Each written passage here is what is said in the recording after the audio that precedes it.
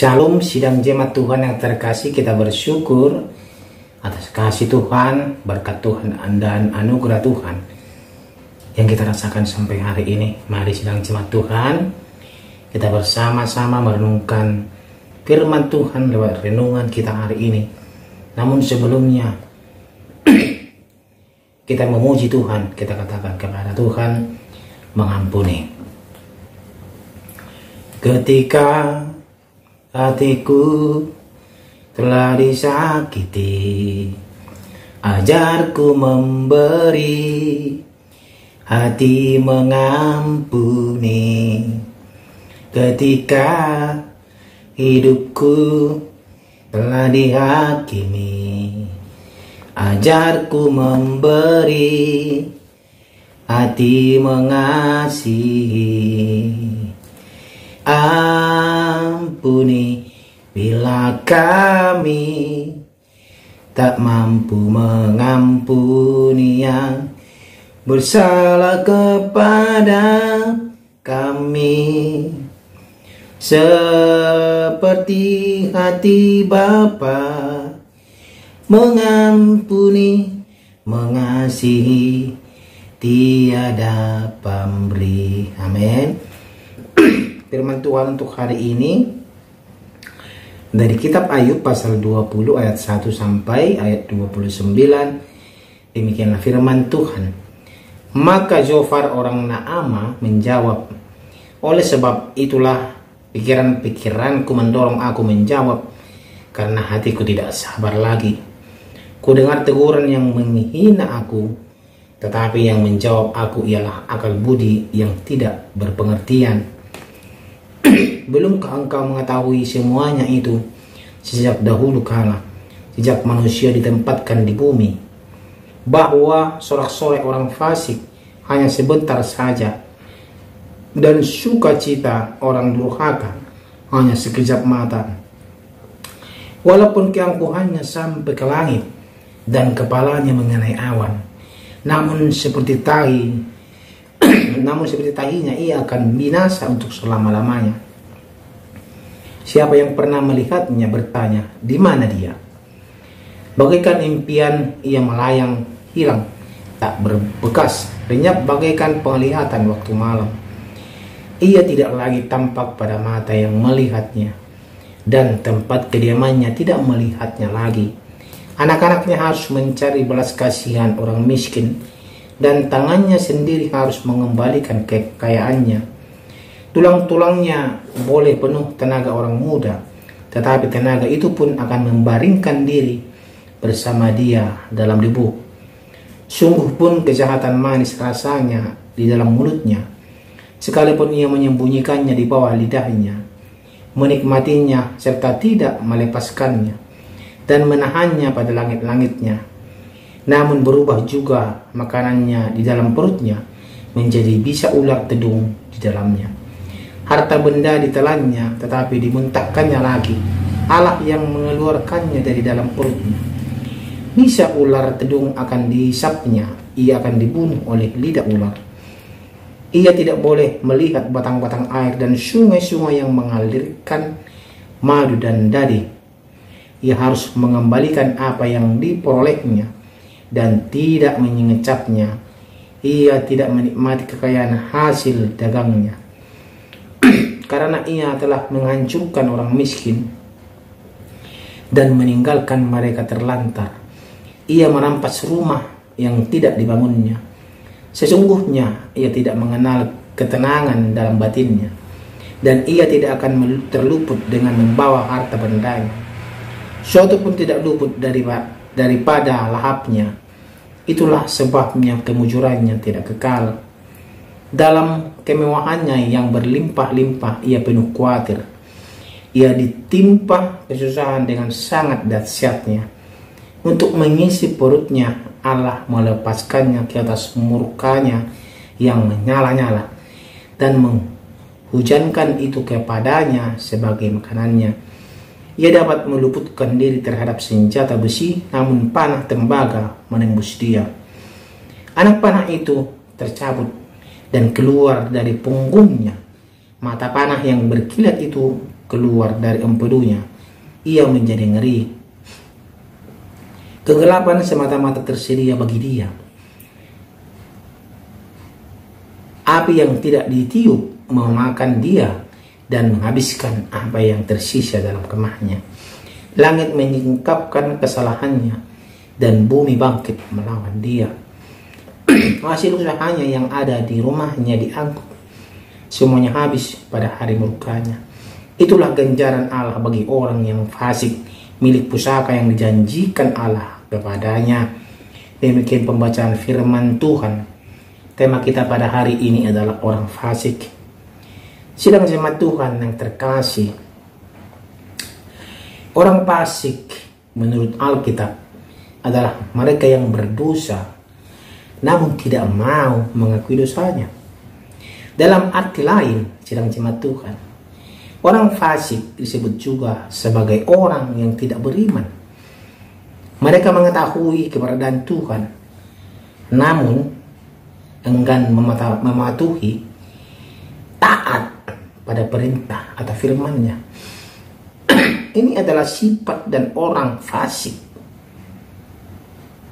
Sidang jemaat Tuhan terkasih, apakah ciri-ciri orang fasik? Bagaimanakah ciri-ciri orang fasik? Ciri-ciri orang fasik dapat kita lihat dari dia giat memburu orang yang tertindas. Dia juga giat memuji-muji keinginan hatinya, mengutuki dan menistakan Tuhan. Dia tidak mengakui adanya Tuhan.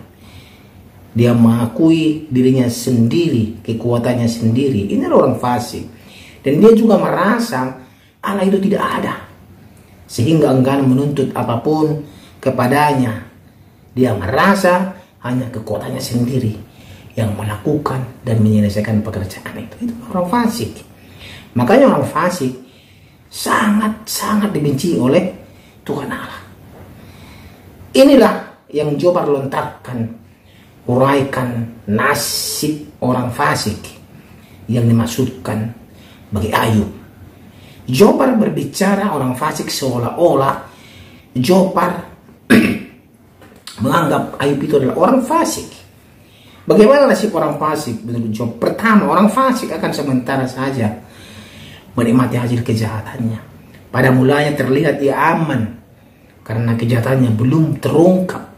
Selain itu, orang fasik bangga akan kehebatannya dalam dunianya, padahal dalam sekejap ia akan kehilangan segalanya. Bahkan kebinasaan akan datang menerpa dirinya seumpama bayi yang lahir sebelum waktunya. Ini adalah perkataan Jobar, sidang jemaat Tuhan. Dia menganggap orang fasik itu kan seperti kepura-puraan, akan hanya sebentar saja.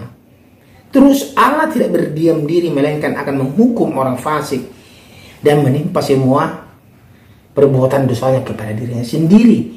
Seringkali kehancuran mereka seperti lambat terjadi. Ini adalah penglihatan Jobar terhadap Ayub. Apa yang diderita Ayub adalah dia mengira Ayub itu adalah orang fasik. Makanya segala penderitaan Ayub rasakan menimpa kepada dia. Inilah perkataan Jobar. Makanya Allah membiarkan dia mengalami segala penderitaan yang dialami, yang menimpa dia. Orang fasik tidak akan merasa damai hatinya. Mereka tidak menikmati hasil kejahatan. Sebaliknya mereka gelisah dan mengkhawatirkan bahwa perbuatan jahat mereka akan berbalik dan mencelakakan dirinya. Ciri-ciri inilah yang membuat Jobar, yang membuat asumsi bahwa Ayub adalah orang fasik. Sidang jemaat Tuhan. Namun uraian Jobar tentang nasib orang fasik ini benar, tetapi tidak tepat sebenarnya bagi Ayub. Sebab penderitaan yang Ayub alami bukan akibat kejahatannya. Selain itu tidak ada bukti yang menyatakan Ayub telah melakukan dosa sehingga ia menderita. Jadi kata-kata yang dituduh Jobar kepada Ayub adalah salah dan fitnah. Pandangan Jobar terhadap Ayub adalah salah. Jobar menganggap bahwa Ayub itu adalah orang fasik, sidangnya Tuhan. Tetapi Jobar berpandangan salah kepada Ayub. Ini yang salah. Terkadang dalam kehidupan kita memandang orang lain hanya dari cara pandang kita saja, dari sisi yang lain. Kita tidak menyelidiki dulu, kita tidak bertanya dulu, kita tidak melihat dulu kenyataan bagaimana, langsung kita menghakimi. Ini yang sering manusia lakukan sedang zaman Tuhan. Makanya Tuhan Allah mengingatkan kita agar kita selalu waspada dalam kehidupan kita. Dalam kesempatan ini, meskipun Zofar tidak tepat mengatakan Ayub itu adalah seorang orang fasik, kebenarannya perlu kita terima. Mengapa? Tidak seorang pun, ini sidang jemaat Tuhan, tidak seorang pun orang fasik dapat luput dari perbuatan dosa-dosanya sendiri. Karena Allah akan menghukum orang fasik sesuai dengan perbuatannya. Apakah selama ini Anda merasakan Allah membiarkan perbuatan orang fasik? Tidak. Bahkan sepertinya mereka merajalela hidup jauh lebih baik dari anak Tuhan. Tidak. Bukan Allah membiarkannya, tetapi Allah menunggu waktu yang tepat untuk menegur mereka agar mereka kembali kepada Tuhan. Ini ingat sidang jemaat Tuhan, jangan sekali-kali kita mengikuti sifat-sifat orang fasik. Kalau orang fasik sangat dibenci oleh Tuhan. Kita berdoa, terima kasih ya Tuhan, kami bersyukur kami ditegur untuk firman Tuhan hari ini, bahwa kami tidak mau mengikuti seperti orang fasik, dan kami juga tidak mau seperti Zofar yang berasumsi, yang tidak sebelum kami melihat dengan kenyataan dan menyelidiki dengan sungguh-sungguh. Ajar kami ya Tuhan untuk selalu berkata yang lebih baik kepada orang lain dan kepada Tuhan. Dalam nama Tuhan Yesus berdoa. Amin. Ketika hatiku telah disakiti, ajarku memberi, hati mengampuni. Ketika hidupku telah dihakimi, ajarku memberi, hati mengasihi. Ampuni bila kami tak mampu mengampuni yang bersalah kepada kami, seperti hati Bapa mengampuni, mengasihi, tiada